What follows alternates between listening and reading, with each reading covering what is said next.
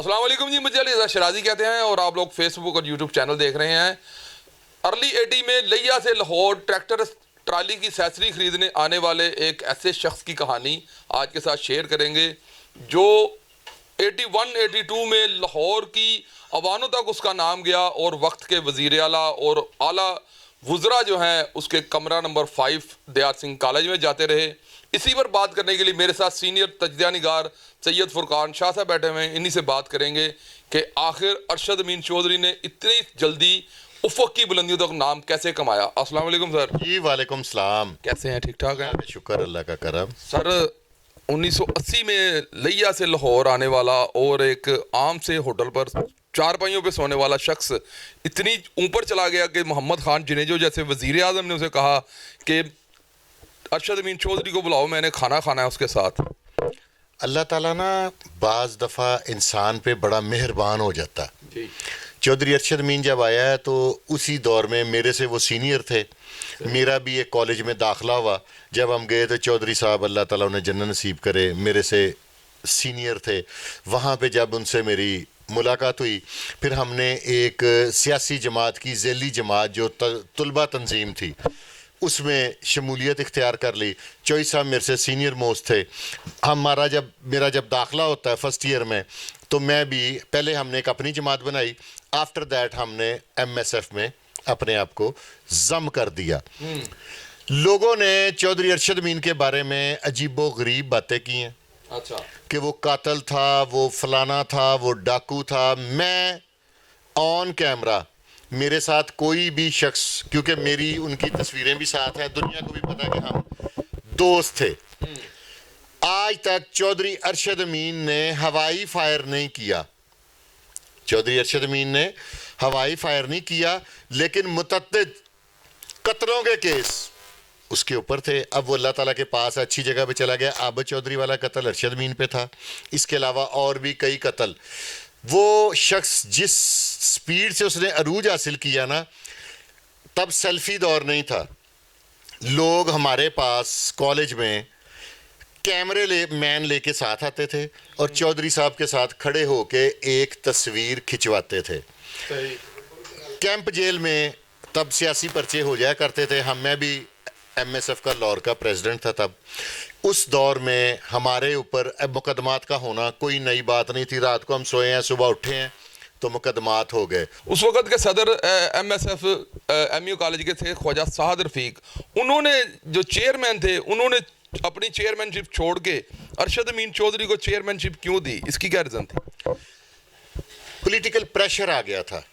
انہوں نے کہا کہ اس کو، اور جس دور میں خواجہ سعد صاحب اب ماشاءاللہ وہ بھی ہمارے ساتھ جماعت میں تھے، پھر آپس میں گروپنگ ہو گئی اور یہی گروپ ایم ایس ایف کی بربادی کی وجہ بنی۔ خواجہ سعد صاحب اس وقت ہمارے ساتھ تھے۔ اس وقت خواجہ صاحب کا یہ والا دور نہیں تھا۔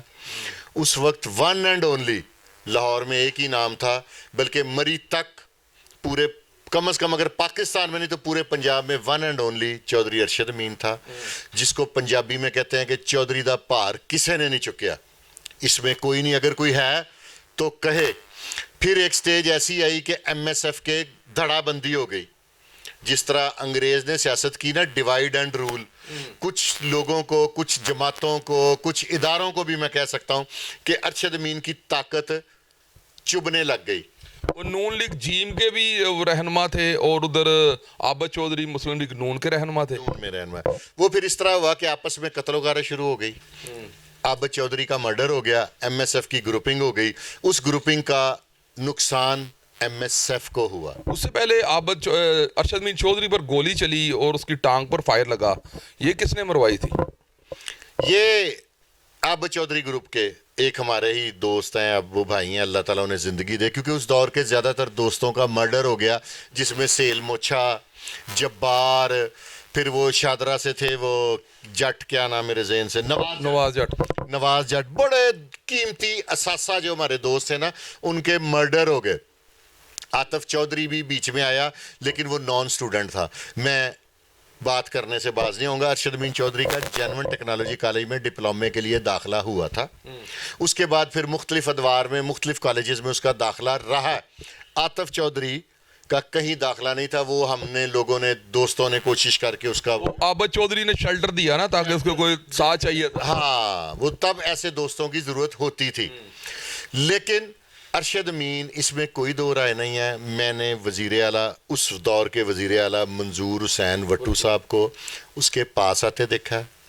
چٹھا کمرہ نمبر 5 میں. ہاں 5-6 2 ہی تو کمرے ہوتے تھے دیال سنگھ ہاسٹل کے. پھر منظور وٹو کے علاوہ میں نے چٹھا صاحب کو دیکھا. ریاض فتحانہ صاحب تو ہماری تنظیم کا حصہ تھے نا. وہ ہم سے جیسے اب خواجہ سعد رفیق صاحب اوپر نکل گئے, شہباز چودھری صاحب نکل گئے, رانا تجمل صاحب اللہ تعالیٰ انہیں جنت نصیب کرے, یہ سارے ہماری ایم ایس ایف کا حصہ تھے.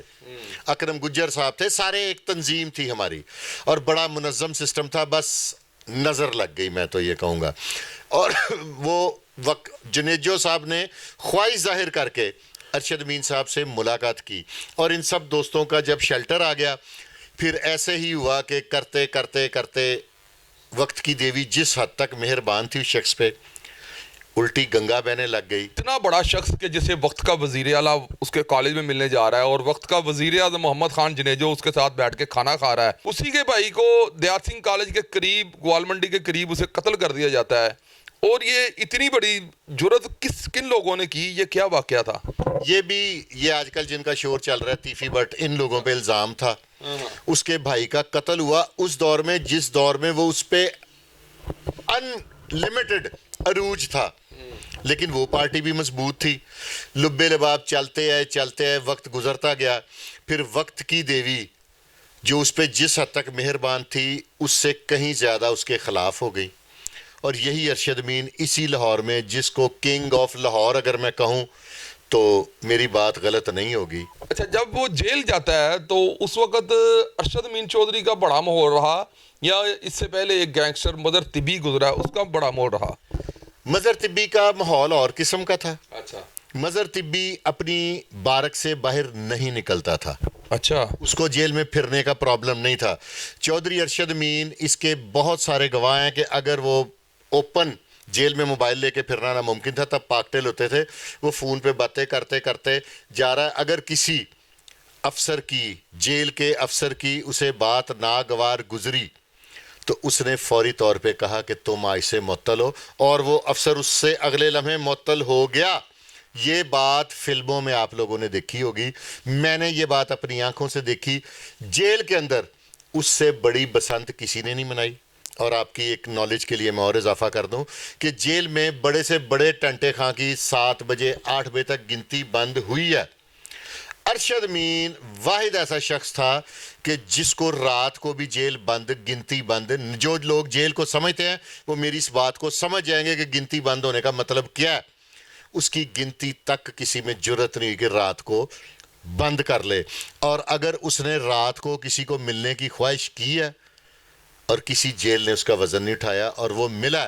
جب ایک کیس میں میرے دوست ساجد چودھری اور رانا امتیاز صاحب کے والد صاحب, چچا جو ہیں رانا ذوالفقار صاحب, ہم پہ کوئی جھوٹا کیس بن گیا, ہم لوگ شیخوپورہ جیل چلے گئے. انہی دنوں چودھری ارشد امین صاحب بھی ہمارے ساتھ اس کیس میں پارٹی نے جھوٹا طور پہ ملوث کر دیا. وزیر اعلیٰ نے حکم صادر فرمایا کہ انہوں نے کہا جی کہ ارشد امین چودھری کی کیمپ جیل میں دشمنی لکھوائی گئی ہے, مخالفت. ٹھیک ہے, تو وزیر اعلیٰ صاحب کی حکم, انہوں نے کہا جی کہ تقریباً 10-15 بندوں 20-25 بندوں نے مخالفت لکھائی ہے تحریری. ٹھیک ہے, تو اس وقت کے سی ایم صاحب نے آرڈر کیے تھے کہ اگر ساری جیل بھی ارشد امین کی مخالفت لکھا دے تو پوری جیل کو نکال دیں. پھر وہاں سے 20-25 لوگوں کا چلان نکلا جو شیخوپورے آئے, وہاں سے ہم لوگ سارے واپس کیمپ جیل میں آئے. اور جیل میں ایسا دور نہ اس سے پہلے میں نے سنا نہ اس کے بعد اب تک دیکھا ہے جو وقت چودھری ارشد امین نے جیلوں میں کاٹا, ہاؤس کے ہر دور میں, اور کسی افسر نے اس کا وزن نہیں اٹھایا. اور جیل میں کسی نے اس کو جیسے پولیس ریڈ کر کے پکڑ کے لے کے جاتی ہے نا, ویسے کبھی نہیں پکڑا. اس نے خود اپنے ڈرائیور کو کہا کہ گاڑی چلاؤ اور مجھے فلاں افسر کے پاس چھوڑاؤ. وہ جب بھی ہوا ہے خود پیش ہوا ہے, اس کو کبھی ریڈ کر کے پولیس نے نہیں پکڑا. اگر کسی کے ذہن میں کوئی واقعہ ہے تو بتائے, کمنٹ باکس میں بتائے. यहाँ तक भी सुना है कि अगर अरशद अमीन चौधरी चक्कर में घूम रहा होता था तो सुपरिटेंडेंट को असिस्टेंट रोक दिया करते थे कि चक्कर में अरशद अमीन चौधरी बैठा हुआ है, आप थोड़ी देर रुक जाएं, ऐसा हुआ है? कुछ सुपरटेंडेंट का हुआ था, लेकिन वो भी बाद में अरशद अमीन के दोस्त बन गए थे। वो जब चक्कर में आता था तो उसे खुद जाके फख्र से मिलते थे कि जैसे किसी मिनिस्टर को मिल रहे हैं। यहाँ पे मिनिस्टर भी जेल में आए हैं। जेल का ऐसा वक्त मैंने नहीं देखा ना सुना। तिब्बी का भी एक दौर था, लेकिन तिब्बी जेल में फिरता नहीं था। अगर कोई कहे आ जाए, वो बताए कि मदर तिब्बी इस तरह जेल में खुलेआम नहीं, वो अपनी अंदर ही रहता था। सुना है कि उसका पाकटल जो कांस्टेबल लेके उसको जाता था हवालात में कि ये आपका फ़ोन आ रहा है, फ़ोन सुन लें। एक किसका, तिब्बी का? अरशद अमीन चौधरी। अरशद अमीन का पाकटेल हर दौर में उसके पास रहा है। उसका पाकटेल कभी जेल के अफसरान मंगाते थे कि हमने इंटरनेशनल कॉल करनी है, चौधरी साहब 5 मिनट के लिए मोबाइल मिल सकता है। और ये हमारी आंखों, क्योंकि हम लोग दोस्त थे, हम लोग भाइयों की तरह थे, हम लोग इकट्ठे थे और हमने देखा अपनी आंखों से। और उस वक्त मैं अकेला उसके साथ नहीं था, साजिद चौधरी थे, हम तो उसके दोस्त थे। हमारे अलावा 3600 की गिनती थी जेल में। कोई बंदा, बड़े लोग अभी जिंदा है, आके बता दे कि मैं गलत बात कर रहा हूं। और वो कुछ पैसे दे के नहीं, गरीबों की मदद भी करता था, सारा कुछ। फिर अचानक काली अंधेरी आई। अच्छा, एक इसका बहुत ही करीबी दोस्त और इसका भाई बना हुआ था आरफ चौधरी, उसकी क्या स्टोरी थी इसके साथ, उसका क्या रिलेशन था?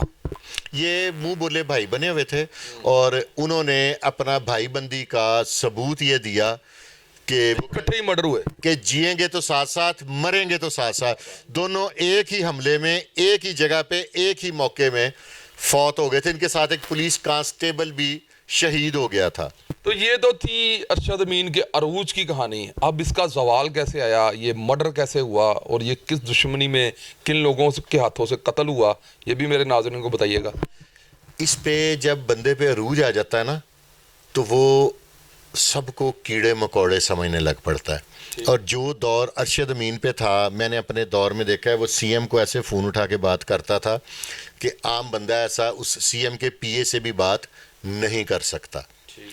इसी अरूज के जोम में उसको ये हो गया, क्योंकि आतिफ चौधरी का कत्ल हो गया था, उसका अब दुश्मन कोई नहीं रह गया था। उसने ये सोचा कि अब मेरा, सॉरी सर, आतिफ चौधरी को इसी ने मर्डर करवाया और लंडी कोतल से इसी ने मंगवाया खातेदारों के थ्रू। सारी जो सिफारिशात थी वो चौधरी अरशद अमीन ने की थी। तब उसको खासादारों ने गोलियां मार के तो पंजाब लाहौर पुलिस के हवाले किया था। अब ये अपने आप को आज़ाद समझ रहा था चौधरी अरशद अमीन कि अब मेरा कोई इतना खतरनाक उस जैसा दुश्मन नहीं है, जैसा नहीं, क्योंकि आमिर भट्ट अलहदा कत्ल हो गया, फिरदौसे वगैरह, यानी कि सारा गैंग तो मारा गया। लेकिन अल्लाह का भी एक कानून है, जब आप समझते हैं कि आपका कोई दुश्मन नहीं। यही तीफी भट्ट के घराने से इसकी दुश्मनी थी, क्योंकि वो कोई अपने भाई की सुलह भी कर रहा था और बयान भी नहीं दे रहा था। सुना पैसे लेता था बार बार और कहता था मेरा होटल बन रहा है और पैसे दें, इस तरह की कोई बात थी? मैंने ऐसी सुनी नहीं, अगर सुनी भी है तो मैं करना नहीं चाहूँगा। वो फौत हो गया। तो इस तरह का कोई बातें हुई जिस पे उसको कत्ल कर दिया गया। और उस दौर में वो कत्ल हुआ है कि जिस दौर में दुनिया को ये लगता था कि अब अरशद अमीन कत्ल हो गया तो अब क़यामत आ जाएगी। और एक बात मैं अपने व्यूवर्स को बताना चाहता हूँ, ताकि जो लोग ये समझते हैं कि हम सदा बादशाह हैं और ये वो बदकिस्मत दोस्त है हमारा अरशद अमीन, जिसकी सुलह, जिसका कत्ल का केस उसके चेहलम तक नहीं चला। और ये बात मैं मुसद्दका कर रहा हूँ। और बस अब बाकी बातें, जैसे जितना बड़ा जिस किसी का नाम होता है उसका बैकग्राउंड उतना ही नरम। और सुना है उसके बाप थे जो वो एक इंजीनियर थे, वो इसका केस का पीछा नहीं कर सके और भाई एक कत्ल हो गया। उसके बाद इसने केस का प्रॉपर परसू नहीं हो सका, क्योंकि करीबी दोस्त आरफ चौधरी भी कत्ल हो गया साथ ही। बस कोई बैड लक कह लेना। ये देखें, ये मैसेज उन दोस्तों के लिए है जो ये समझते हैं कि हमारे तल्लकात बहुत ज़्यादा है, हमारा अब कोई कुछ नहीं बिगाड़ सकता। और इसका कत्ल इसके चेलम तक नहीं चला, यानी कि सुलह की बातें और ये वो। और इसका वालिद ने दोबारा इसके भाइयों को लाहौर आने ही नहीं दिया। और लाहौर की ये एक नई बात आपको मैं बताने लगा हूँ। लाहौर में उसने बहुत पैसा कमाया, लेकिन उसके घर तक कोई पैसा नहीं गया। उसके घर में आज भी वही हालात हैं, उसी लेवल का घर है। ये कब्रों की तस्वीर भी मैंने आपको दी है। एक छोटी सी बात बताइएगा, इसकी शादी हुई, इसका कोई बच्चा था या ये ऐसे ही फौत हो गया? शादी हुई थी, लेकिन वो कहते हैं ना कि शादी बाज़ औक़ात नहीं रास आती, तो इसको भी शायद वो शादी नहीं रास आई और औलाद की नेमत नहीं मिली, तो वो फिर बस। बीवी अपनी को इधर ही रखा हुआ था समनाबाद में ही? हाँ जी, इधर ही थी, उसकी अलहदा घर ले लिया हुआ था।